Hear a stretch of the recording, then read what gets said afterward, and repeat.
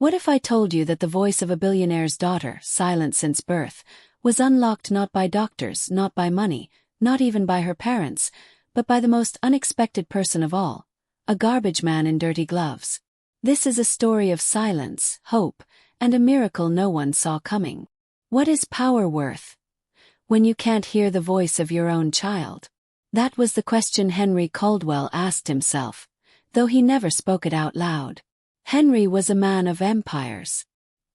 He had built skyscrapers that kissed the clouds, boardrooms that trembled at his voice, and fortunes that stretched across oceans. To the world he was untouchable. But inside the walls of his mansion, there was a silence so heavy it crushed even him. It was the silence of his daughter. Sophia was 6 years old. Bright eyes, golden hair, a smile that could light up a room. But not a single word had ever left her lips. Not a papa. Not a mama. Not even the babble of a toddler. Doctors had poked and tested. Specialists in New York, Boston, even Zurich had studied her carefully. Every single one of them said the same thing. She can speak. There's nothing physically wrong. She just doesn't. And so, Henry and his wife Eleanor lived with that unbearable mystery. I remember how Eleanor's voice would tremble late at night, when the world outside was quiet and the silence inside was louder than thunder. She would whisper, "She doesn't even call me Mama, Henry. Do you know what that feels like? To carry a child, to wait for her first word, to pray for it every single day. And it never comes." Her tears slipped down her face, leaving shadows under her eyes that no amount of rest could erase. Henry never knew what to say. He would clench his jaw, turn away, and hide inside the only thing he knew how to control: his business. He threw money at the problem: therapists, clinics, specialists, but money had no sound. And so, their mansion echoed with silence. Sophia wasn't broken, at least not on the outside. She smiled, yes. She laughed, but without sound. She played with her dolls in quiet worlds of her own making. But that missing voice, it haunted Henry like a ghost. He built towers, but he couldn't build words for her. It was on a Tuesday morning, a day that began like any other, when everything changed.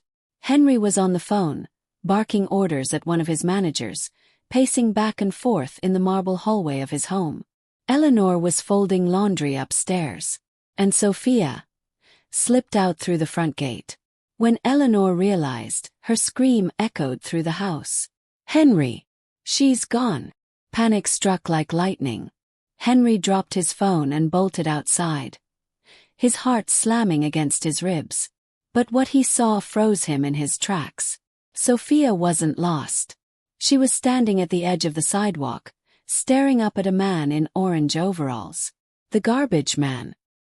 His name was Lucas Gray, though Henry didn't know that yet. To Henry, he was just another worker.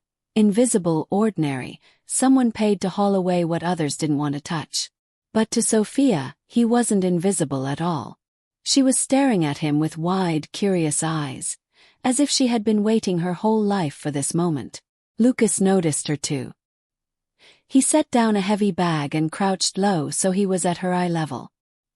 He had dirt on his gloves, sweat on his brow, but his smile was warm, open. "Hey there, princess," he said softly. His voice was calm, almost playful. He didn't scold her for wandering. He didn't look at her like a problem. He just smiled. And then, something impossible happened. Sophia's lips curled. Her shoulders shook. And a sound escaped her.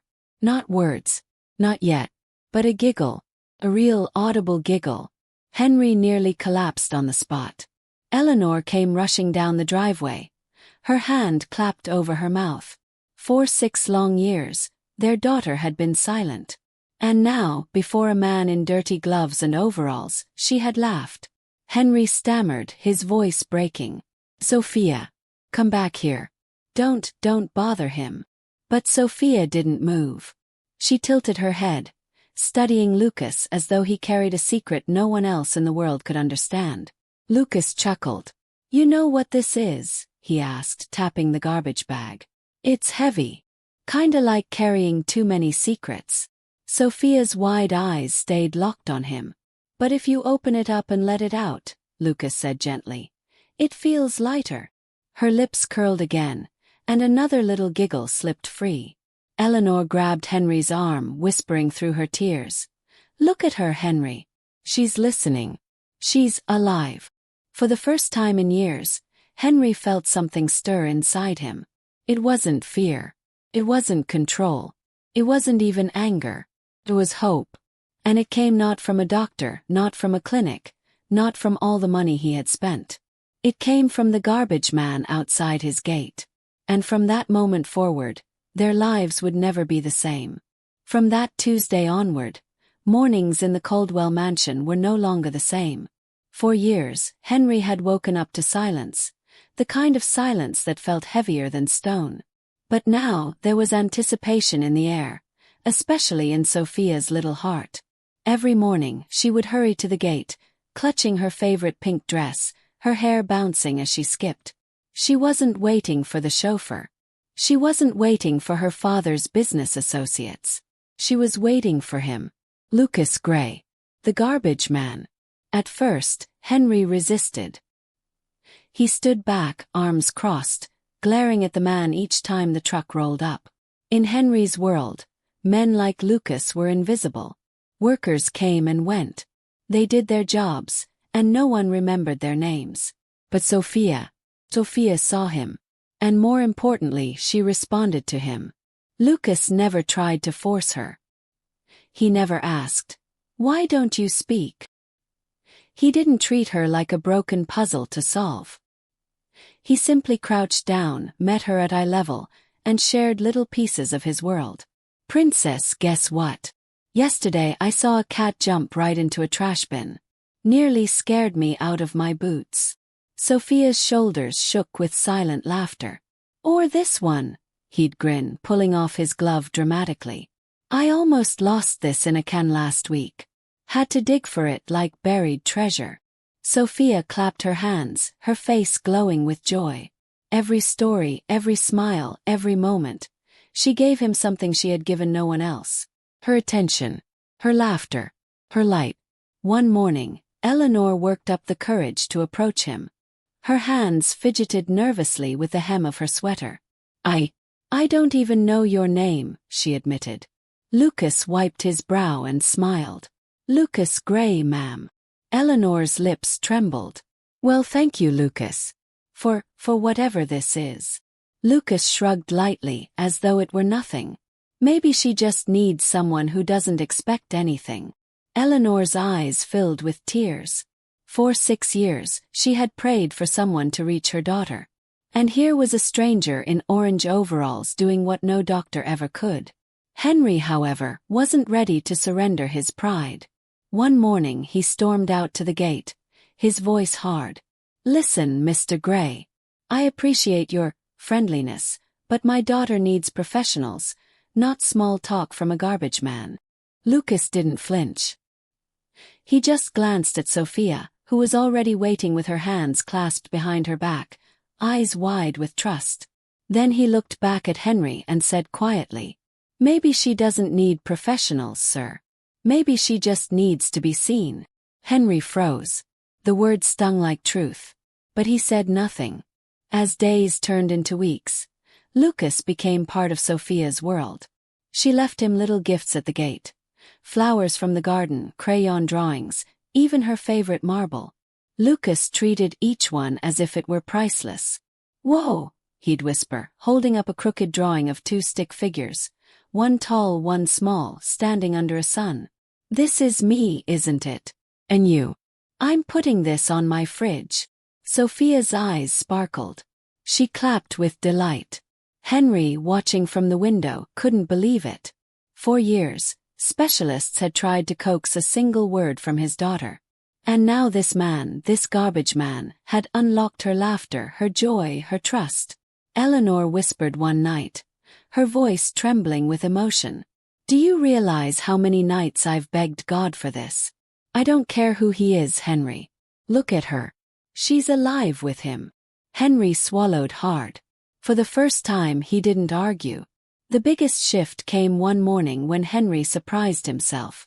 Instead of staying inside with his phone glued to his ear, he walked Sophia outside to the gate. She held his hand tightly, her little fingers warm against his. When Lucas arrived, Henry didn't bark at him. He didn't glare. He just nodded. "Morning," Lucas said cautiously. "Morning," Henry replied. Sophia's eyes darted between them, curious. Lucas crouched down and grinned at her. "Princess, you'll never believe this. Yesterday, I nearly lost my glove in a bin. Thought I'd be digging through trash all day." Sophia giggled, clapping her hands. Then Henry did something no one expected. Not even himself. He crouched too, right beside Lucas, and said softly, "You know, Sophia, one time I nearly lost my tie in a revolving door. Got stuck in it like a fool." Sophia's eyes widened. She looked at her father, then at Lucas, then back again.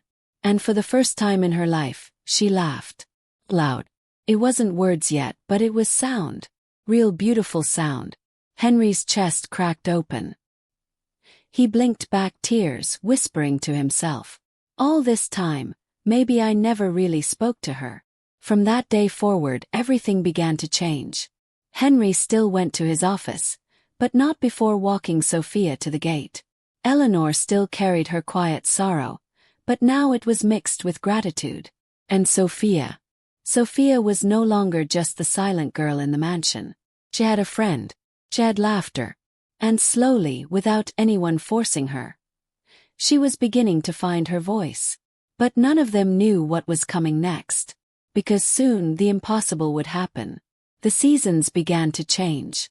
The golden leaves of autumn danced across the Caldwell estate, swirling in little tornadoes as Sophia chased them barefoot across the lawn. Henry watched her one afternoon, his chest swelling with something he hadn't felt in years, hope. For 6 long years, he had carried the weight of silence, fearing he might never hear his daughter's voice. But now that silence no longer felt so heavy. 'Cause Sophia had laughter. She had joy. She had Lucas. Lucas continued to stop by every morning with his easy smile and his silly stories. He told her about his dog Max, who liked to steal socks. He told her about the time his truck broke down and he had to push it with the help of 2 teenagers. He even sang off-key jingles about trash bags, making Sophia giggle until her face turned red.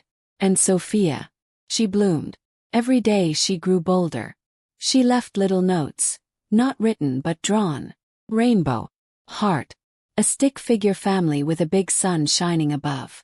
Lucas accepted each one as though she had handed him a bar of gold. "You're quite the artist, princess," he'd say. Her eyes sparkled. She clapped. She twirled. She giggled. And slowly, Henry began to twirl with her. For years, Henry had been a man of walls. Walls of steel, glass and pride. But Sophia and Lucas had started to chip away at those walls. He began reading Sophia bedtime stories. Not as therapy but simply to make her smile. Eleanor started singing while brushing her daughter's hair. Her voice soft and tender. The house was still quiet, but now it was a peaceful quiet. Not the painful silence they once knew. And then came the miracle.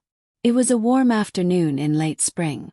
The sun spilled across the driveway as Lucas finished his route and pulled his gloves off. Sophia was waiting, holding a crayon drawing in her tiny hands. She ran up, her curls bouncing, and held it out to him. Lucas crouched down, his grin wide. "What have you got there, princess?" On the paper were 2 stick figures. One tall in orange. One small in a pink dress. Above them was a crooked sun, shining down. Lucas chuckled. "Is this me?" Sophia nodded. "And this is you." She nodded again. Lucas tapped the sun. "And what's this?" Sophia's lips trembled. Her chest rose and fell as though she were holding something deep inside. For a moment the whole world seemed to stop. Then, in the faintest whisper, it came. "Happy." Eleanor gasped, her hands flying to her mouth. Henry dropped to his knees, his eyes flooding with tears. "Sophia," he choked out. You spoke." The little girl looked at her father, then at Lucas. Her lips trembled again, and stronger this time, she repeated it. Happy. Henry's shoulders shook. He pulled her close, sobbing into her hair.